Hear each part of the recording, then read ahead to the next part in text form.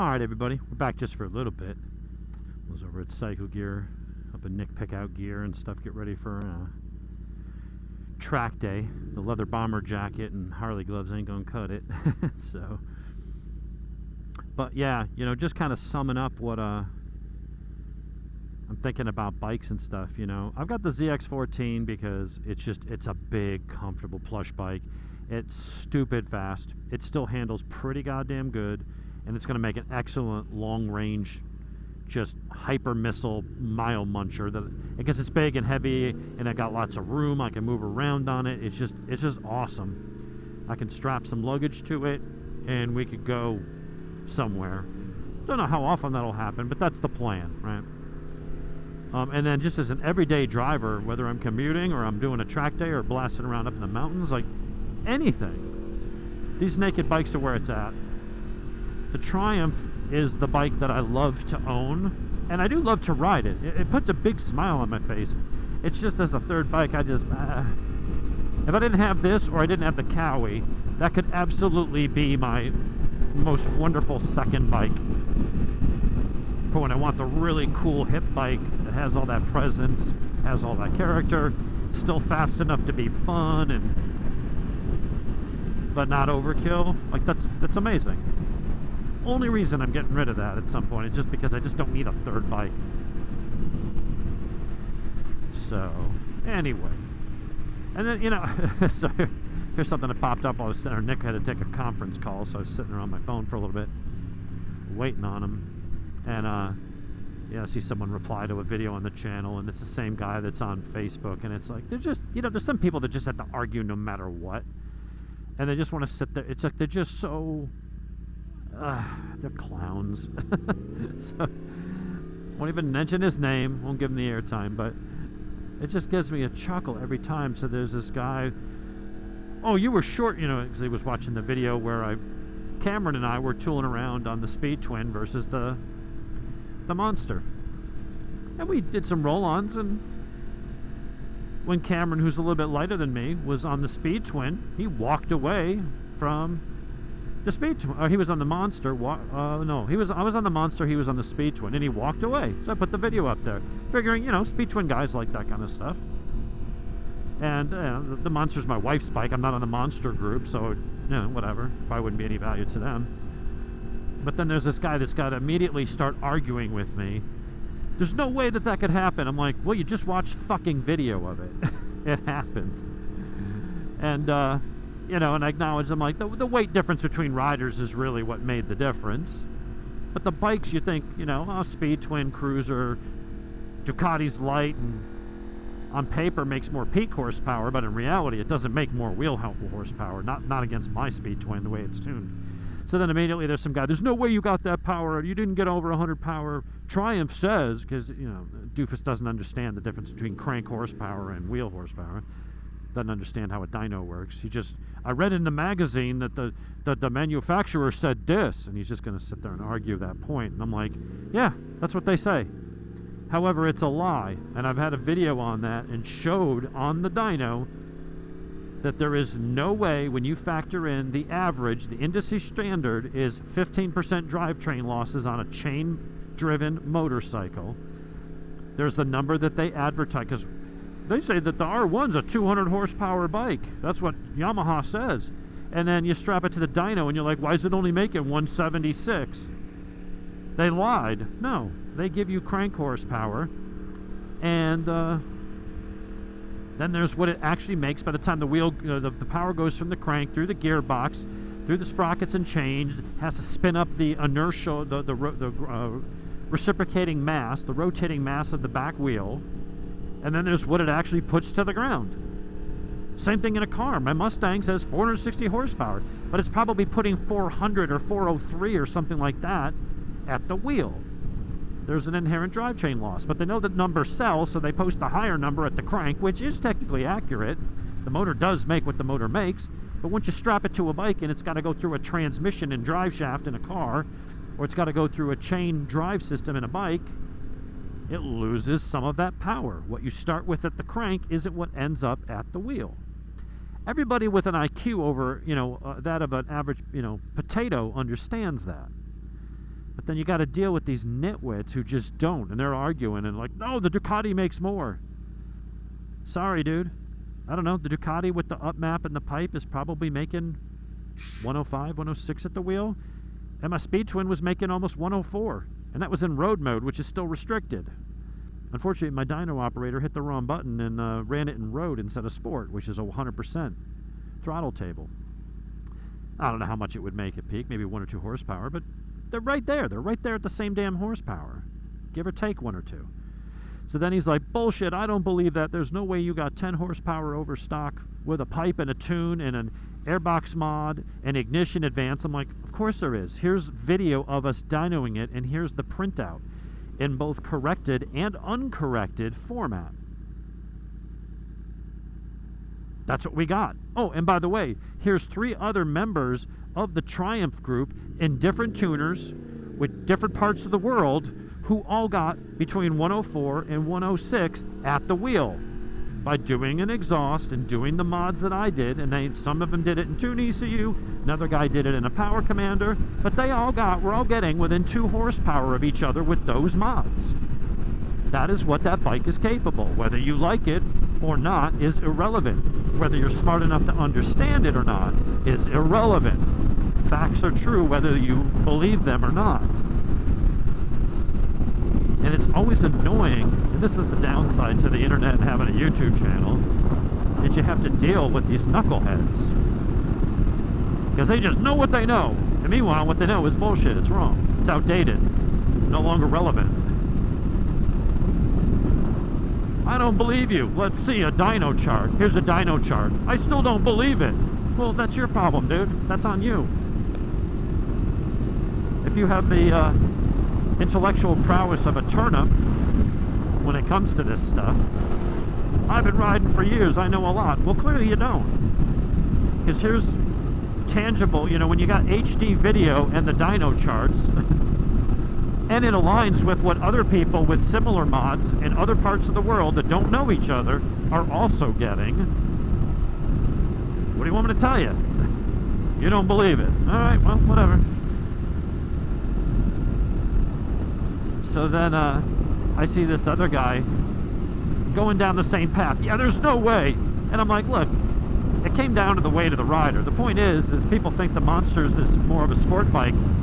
And my only point of the whole thing was, if you set up your Speed Twin properly, it is much more of a legit sport bike than people give it credit. If Cameron and I were the same weight, we would have been dead even. In this case, Cameron was lighter than me, so whatever bike he was on pulled ahead. But they're that close in performance, which is the point.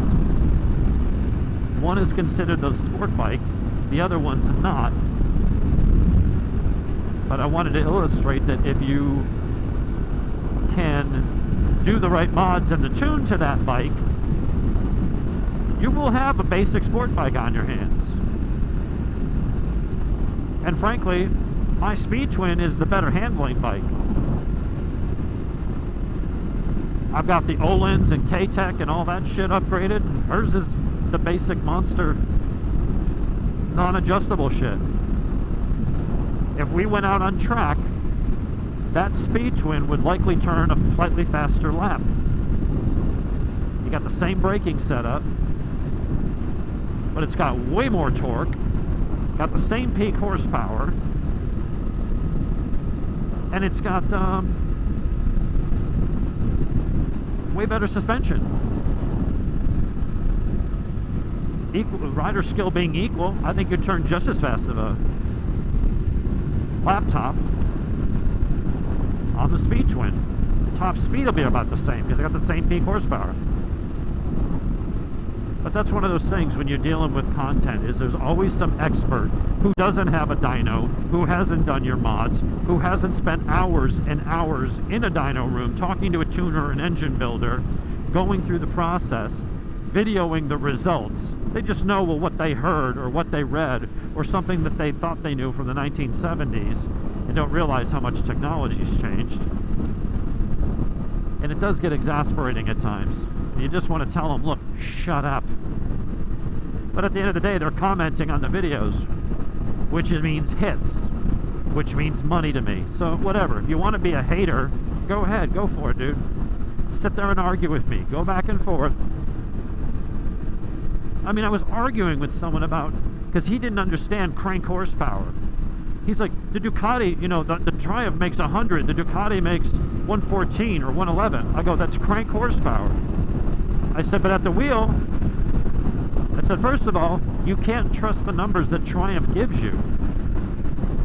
And I showed that. We videoed it and said, look, the 15% industry standard drivetrain loss for a chain-driven motorcycle is 15%. That's the standard that everybody uses to calculate. Now, on one bike it could be 15.3, another it could be 13.9, but the average is 15%. And Triumph claims that that bike makes 100 horsepower at the crank, which means, the math is real easy, means at the wheel that bike should be getting around 85, 86 horsepower on the dyno, stock, and they don't. Every Speed Twin 1200, the new Euro 2022 and up, the Euro 5 model, all of them have been getting between 94 and 96 at the wheel on a dyno, no mods. Well, with a 15% drivetrain loss, that 100 horsepower crank claim is physically impossible. It's outside of the realm of physics. Not possible. No motorcycle company, not even $3.5 million MotoGP prototypes, have been able to get a 5 to 6% drivetrain loss. It's impossible with today's technology. It doesn't exist. If the guys with the $3.5 million per bike prototypes can't crack that nut, Triumph isn't doing it on a fucking Bonneville. Sorry. So what does that mean? If you're getting 94 to 96, let's just say 95 at the horsepower, you add back in the 15% drivetrain loss, and you're around 115, 116 at the crank. Triumph is under-reporting the crank horsepower figures. And I explained that to him and showed him that, and he just wants to sit there and argue with me. And it's like, go do the research. You go find me any other race series, so it has to fit within the confines of whatever race requirements, for Moto America, BSB, MotoGP, World Superbike. You go find me the race series or the street bike that shows a chain-driven motorcycle that does not have about a 15% difference between the crank horsepower and the wheel. That is how it works. This is science. That's physics. And it's universal. So when you have bikes that are consistently on Cycle World's dyno, private owners, motorcyclists, 44 Teeth, MCN, you go to all the major review sites, as well as owners taking it to the dyno, and they're all getting 94 to 96 horsepower stock. That is not a 100 horsepower at the crank motor. So I said, look, you're comparing apples to oranges here, because you're saying, well, the Ducati makes 114 and that's what the damn Triumph makes. Now, why they're underreporting it, I don't know, but all I know is the math and the science, which is you're not making 94, 95, 96 horsepower at the wheel with a 100 crank horsepower bike. Not happening, not on any planet that we have access to. You don't have to agree. Don't give a shit. You can tell me I'm wrong. You're not. You're wrong. That is what science says. This is like arguing about gravity or something. It is what it is. You don't have to like it. Doesn't care about your feelings. Doesn't care that you're ignorant. On this topic, anyway. So this guy's like, oh, that is complete horseshit. There's no way you're getting 116. I go, I didn't say I was getting 116 at the wheel. I said, I'm getting 103 and a half or 104, whatever, at the wheel. Well, in order to do that with a 15% drivetrain loss, I have to be close to damn near 120 at the crank. 118, 120, somewhere in that range. That's the only way I can get that at the wheel. The 103.65 or whatever is if I'm making 116, 118, somewhere like that at the wheel or at the crank. That's the math. Oh, that's bullshit. Again, I'm arguing with Luddites who don't understand basic fundamentals of physics. They don't understand basic fundamentals of motorcycles. They don't understand how a dyno works. They don't understand what the difference is between crank and wheel horsepower. And even when you show it to them and you explain it to them like they're a 4-year-old, they're going to still sit there and argue with you. And it sometimes is maddening. However, that being said, keep it up. Because the more views and the more times you come back to respond, the more money I make.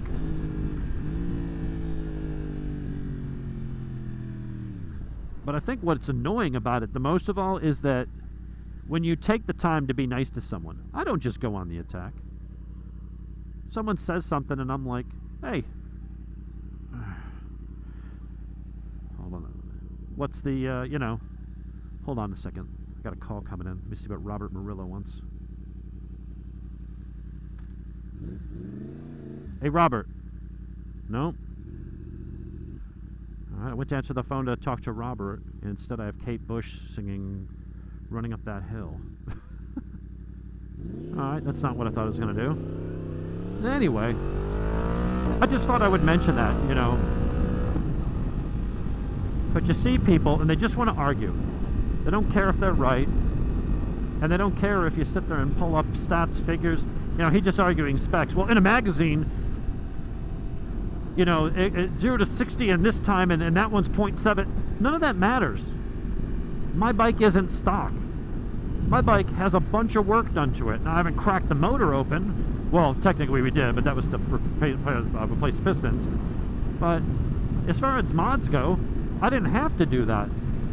I was able to pick up 8 to 10 horsepower at the wheel by doing an exhaust and an intake, and intake mods, air filter, removal of the snorkel, adding a bunch of ignition timing, tuning the shit out of it over several dyno sessions to really dial it in, and getting rid of the factory restrictions. At wide open throttle on a Speed Twin, up near Redline, the throttle plates were only open 80.6%. Stock. If you're wide open throttle and then you stick your hand over, or you basically roll the throttle back to 80%, what do you think that's going to do to your peak power? Does your car make peak power at 80% throttle? No. It does at 100% throttle at a given RPM, but at whatever RPM your motor makes its peak power, if you close the throttle down to 80%, it's going to make less. And my Speed Twin doesn't do that. The stock one does, but you pick up several horsepower on a bone stock bike just by getting rid of the throttle restrictions.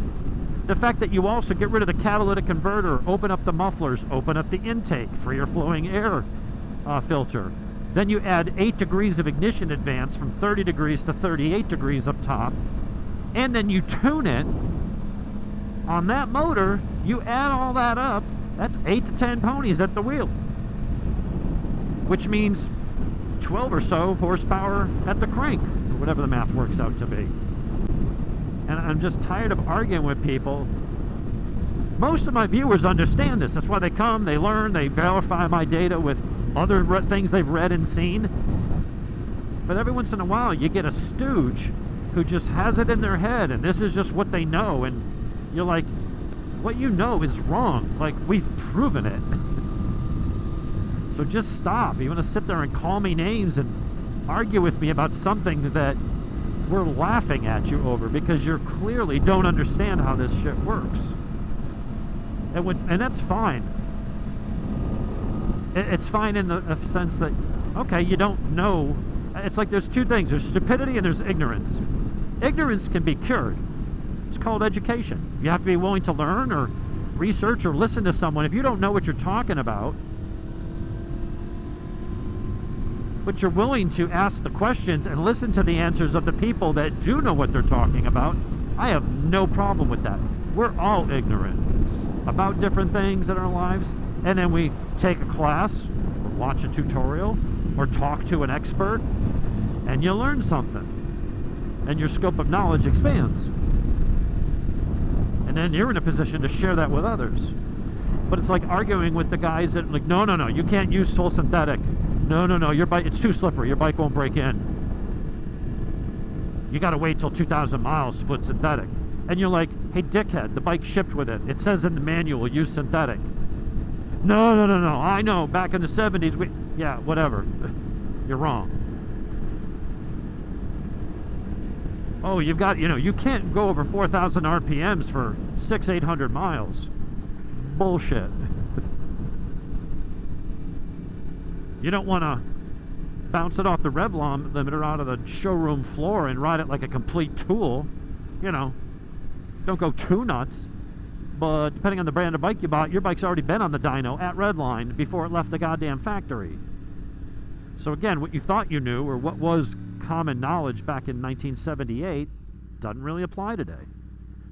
Different machining techniques, different materials, the lubrication technology, the fact that a lot of times bikes get run on the up to the rev limiter on a dyno in the factory, so they can make sure is the engine built properly? Because if the bike is supposed to be 100 horsepower or so at the wheel, and you've got one that's 79, you're like, there's something wrong with this motor. You reject it. That's part of quality control. Ducati does it. Kawasaki does it on every sport bike they sell. Before it leaves that factory, they take a motor that was built on Tuesday, and the bike was assembled on Thursday or Friday, and then before it goes shipped out, they put it on a dyno and they run it up to Redline to make sure. Anything leaking? Do we hear anything wrong? Are the emissions within spec? Is the horsepower within spec? Because if it's not, it means there's a problem. And rather than ship it out to a dealer and have a new person buy it and then have it break down or find out it's not performing properly, and then it's cheaper for them to just see if it blows up and make sure it does what it's supposed to before it goes out the door. It's much cheaper and more efficient for them. And that way, if they got a lemon, it hopefully didn't make its way out of the factory and into circulation. They've documented this. It's on TV. It was a special that you could go and watch about Kawasaki. I don't know if it's Mega Factories or one of those shows, and they talk about this and how they do it and why they do it and why it's a common practice in the industry. Yet you're going to have some FUD or some boomer going to sit there arguing with you. No, that's not. No, I've been doing it this way for. Well, do whatever you want, dude. It's your fucking bike. I don't care. I'm just sitting here yelling at me because my information is way more up to date than yours. To stop. If you don't think the Speed Twin's faster than the Monster, whatever. I've got them being neck and neck. Whoever's the lighter rider is going to pull ahead. They're that close in performance. And while the Monster is a bit lighter of a bike, it has nowhere near the torque down low. And that's the other thing. People just look at peak horsepower. It's lighter and it makes 105 horsepower. Yeah, at 9,300 RPM. What's it make at 5,000 when you're in the mid-range and you just gas it? 49 horsepower? 61 horsepower? How much torque is it making down there? 40 foot-pounds? When you look at the Speed Twin, and through most of its rev range, it's 70 to 85 foot-pounds of torque. Its lowest torque is higher than the highest point on the Ducati. It's just how it is. It's a different kind of motor. So when you give it the gas, the Ducati has, the peak horsepower and lightweight. It's quick. But when you just hit the gas, it's like riding a 600. Comparatively, you give it gas and it's got okay power and it's like, and then it takes off. Whereas the Speed Twin just goes and just goes because it's sitting there at 80-something foot-pounds of torque, and it just hits like a sledgehammer. It just kicks you in the rump and sends you off down the road. The Monster's got to spin up a little bit. That makes a difference when you're drag racing or doing a roll race. You got to have the Ducati just like a 600. You got to have it just right in the rev range to where you're in your power band, but you're not so close to the rev limiter that you have to immediately shift, right? And the Speed Twin's a little bit more forgiving. TJ's used to ride, did a bunch of track days, and he's a really good rider. He took the Speed Twin out, and it surprised him how instant lunge. Just, you hit the gas, and it just, boom, it just goes.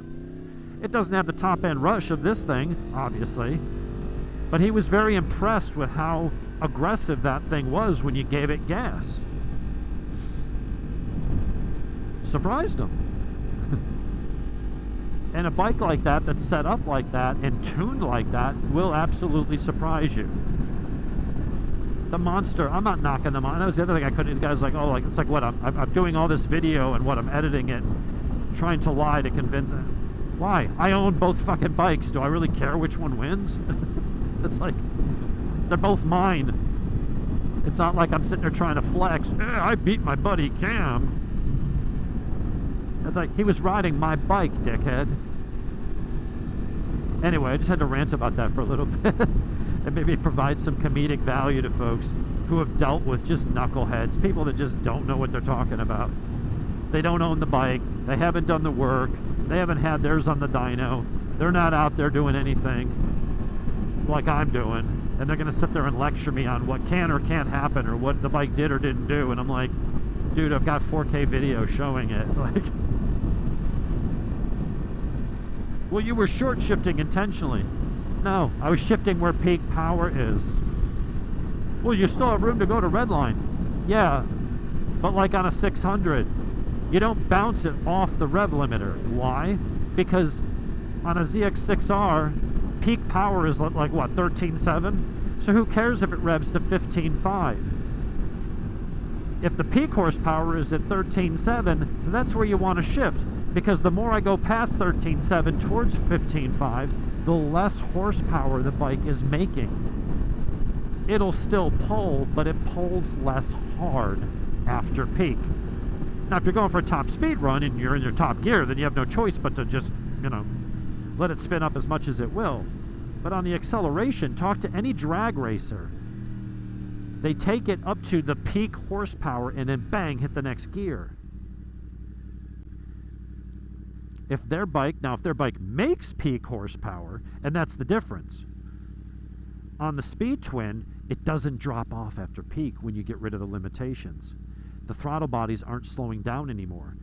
My peak horsepower is at the 8,000 RPM rev limiter. The Ducati L Twin is not. It hits peak, and then it starts to peter off. So continuing to rev it while it's making less and less horsepower, the more I rev it, doesn't make sense.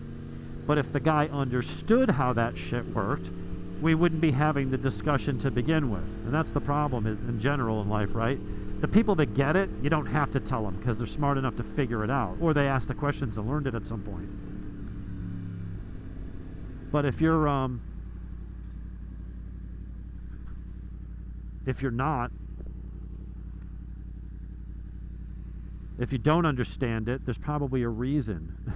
And so explaining it to somebody who just doesn't want to get it, or they're just stubborn, and whatever dumb thought is stuck in their head is not going to get dislodged even with a sledgehammer, then you're kind of wasting your time continuing to argue with them. So I think from now on, my argument just needs to be, yeah, okay, whatever, and just leave it at that. Or just post it, because like, I'm pretty sure you're not going to post a dyno chart proving this. It's like, scroll up. It's already there. It's in the frickin' video. Duh. It's like, why are you arguing against things that you already... It's like I've already proven it to you. Anyway, that was a long rant. I'm just enjoying the ride. It's hot. Gotta stop at the store, pick up a couple items, run home, shower up, get my suit out, and I gotta go to a wedding. So it's gonna be the wedding's gonna be it's gonna be a nice wedding, but it's out in the sun. It's 85 degrees and humid, and I have to wear a wool, dark wool suit. with a t-shirt, long sleeve shirt, wool suit jacket. It's gonna be goddamn miserable. Outdoor weddings in the summer in Georgia. Oof. Oof. Not gonna be fun. But it's for Sarah, so it's all good. I'll suffer through it. But anyway, that's my advice when dealing with internet haters and people that are just, I don't know, maybe the guy's a nice guy. Although I think if you're nice, you probably would be a little less combative and not immediately just go on the attack and start calling names when there's video and picture evidence proving that everything you're saying is 100% wrong. And you just come off like an idiot. And you're saying, well, you're calling names. Well, they started it. Anyway, that's my vlog for Saturday. I'm going to probably take this up to the mountains tomorrow. Maybe go up 60 to TWO, and we're going to do a nice review now that these tires are, rode them around a little bit in town. They're ready to roll. Got a Michelin Road 6 up front, Power 5 in the back.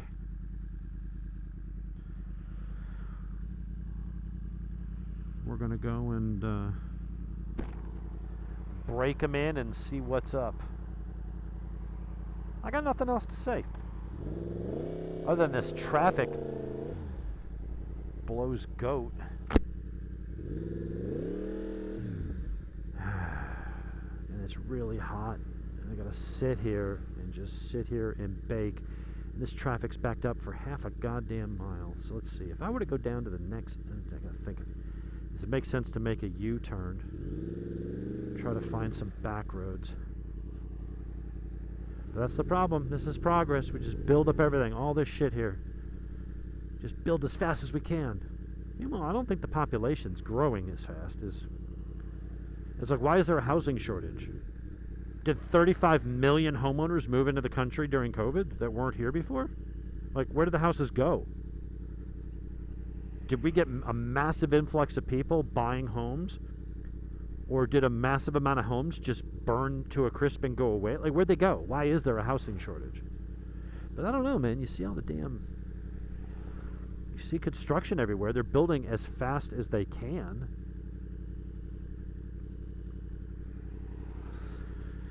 All right, I think we've beaten this dead horse of internet trolls. There's a lot of them. I like a good, lively debate. I like an exchange of ideas. I like banter. Let's have some fun. Let's talk back and forth. Maybe you'll score a valid point. Maybe I will. But when you're just plain wrong about something, and you're going to be... I think it's and it doesn't even bother me that people are wrong. It's like, whatever, I've been wrong about shit. But when you're wrong, but you're way overconfident, you're way too cocky for someone who doesn't have the facts on their side and it's already been proven, then you feel like you're arguing with a flat earther. They're just arguing to be contrary. They just like to be that guy that's contrary. Because, going with the flow, that's just for sheep. Yeah, well, maybe, but if the sheep are going with the flow because that's the right answer, it's like, there's a reason for it. Oh, well, I'm going to shut this shindig down and post this up and my little diatribe about, how to choose the right bike. Go and listen to that one. Tell me what you guys think. I think naked sport bikes for most riders, not bikers, but most riders, is the way to go. These naked sport bikes are so good. They handle so well. They are so fast. And you don't make any concessions. You give up the fairing and the look, but you get everyday rideability.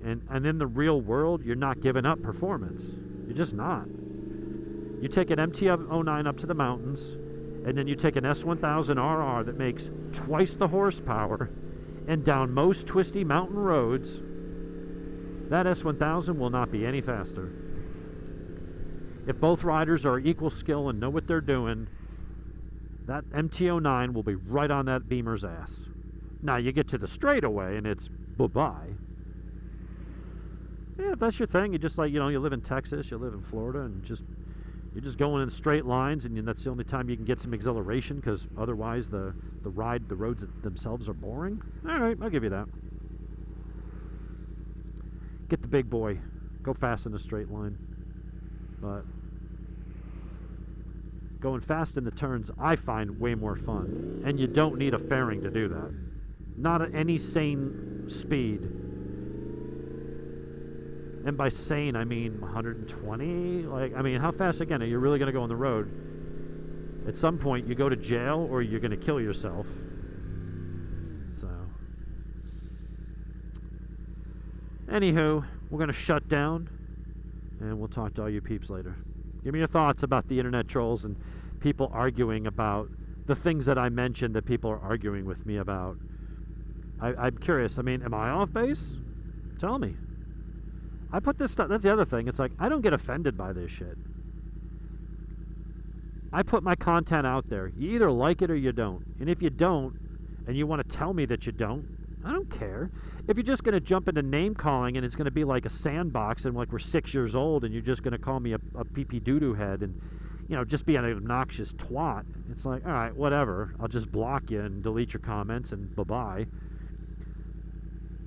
But if you just want to disagree with me or have a little banter and tell me why you think I'm wrong, great. Do that. The more clicks, the better for me. Even if it's something I don't necessarily want to hear or I don't agree with, I don't care.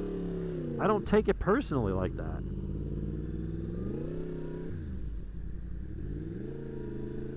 It's all good. If you're just going to be a baby and throw a little temper tantrum, well, you can piss off. That's because you're just not being mature about it.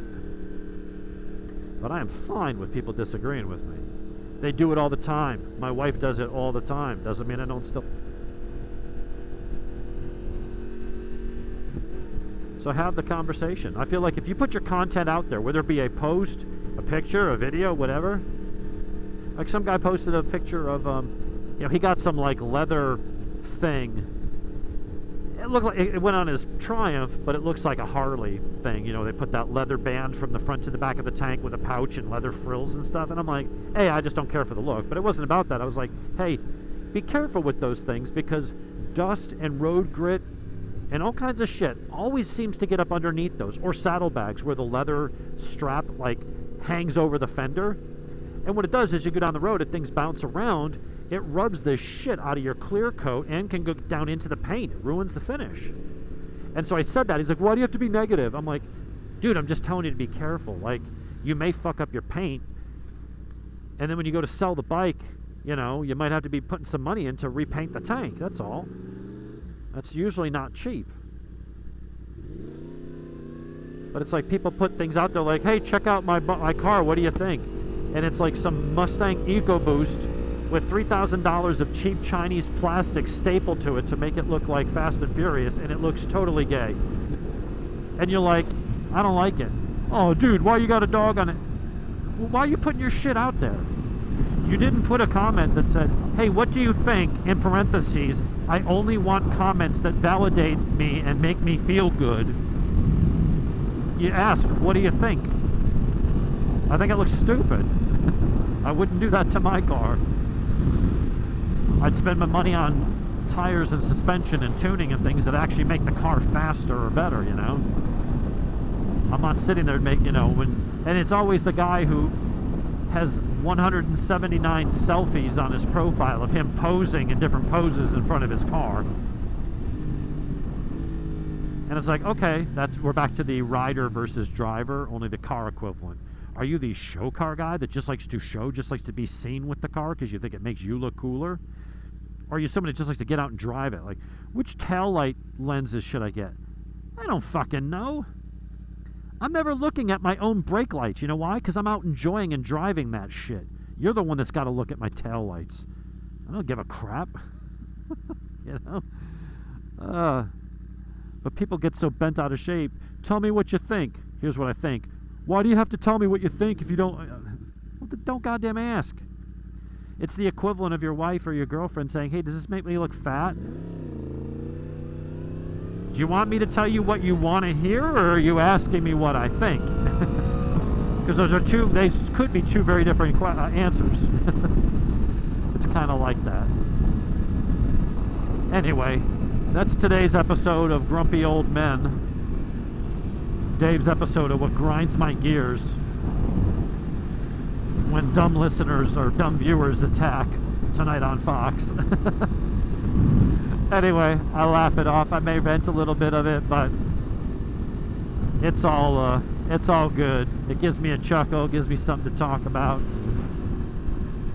Luckily, it's like less than 1% of the people that seem to enjoy my channel. Most people are positive, even when they have questions, even when they disagree, they're like, eh, and you know, they'll bring it up and, all right, let's talk about it, man. If you're just going to come in with, you're an idiot and this and that, and you're going to spout off on shit, and you can't prove that, and then I prove it, and then you just ignore it because whatever. You're like a liberal. You just want to believe what you want to believe, and even if I show you the tax IRS data proving you wrong, doesn't change how you feel, so you're just going to keep plowing ahead. All right.